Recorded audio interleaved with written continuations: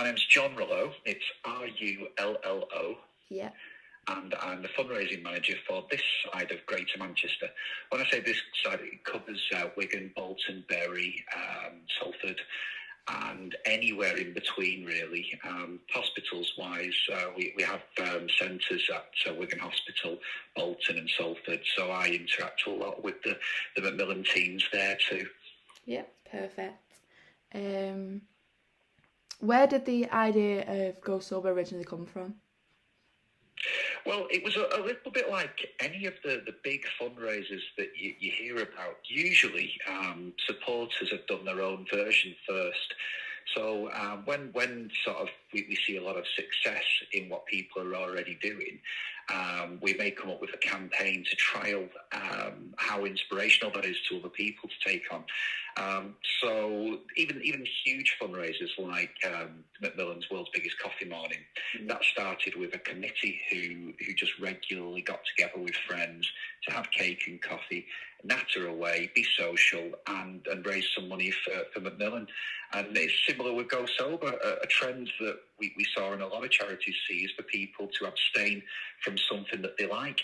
And the abstinence challenge of going without alcohol for a month could be tougher than what you'd think when you're a sociable person, and you might go out at the weekends and see friends and family. Doing without having one or two drinks for a whole month, it can be hard for some people. So yeah, we put the campaign together, and there was a big take up. Yeah, that's fine. How many years has it been going for so far? It started officially October 2014. That's when the first sort of campaign was packaged together, marketed and rolled out to people. And that's when we first started getting official sign-ups for it. Has it been beneficial for people, and if so, how? Well, we get a lot of feedback from people that have taken part over the years, and the biggest things that we hear about are that people feel that they've got a clearer head and more energy. They might substitute what they're drinking with things like fruit juices and water, and that can lead to better sleep. Weight loss is a good one. People don't realise that when they're having that couple of glasses of wine in the evening, if they're doing it regularly, it can impact on the weight. And if you take that away and substitute it with something healthier, the weight loss can be a good one.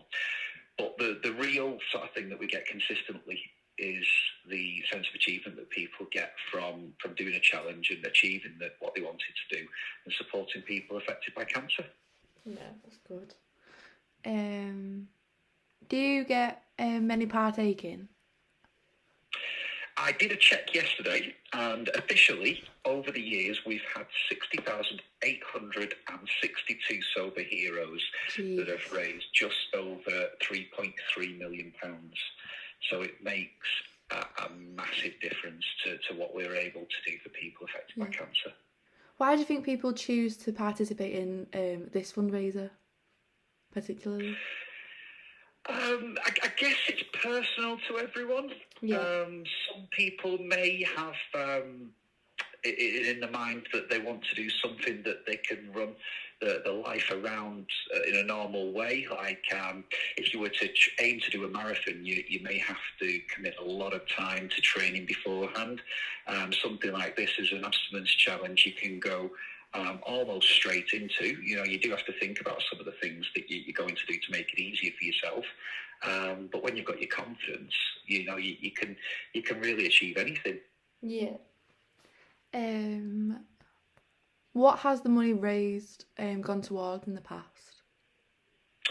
But as with any fundraising event that people do for Macmillan, the focus is really to do as much as we possibly can for people to make it easier to live with and beyond cancer.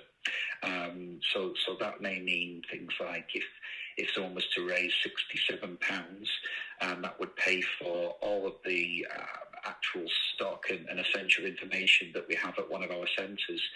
Our centres are often based at the places where people will go for treatment or diagnosis, so that they can get the very best information possible at a crucial time. that may mean that it avoids people going home and Googling things on the internet and getting unreliable information. People can really get the best possible things there and then. So yeah, £67 is all it takes to fund for the booklets and the leaflets that an average centre would give out on a week.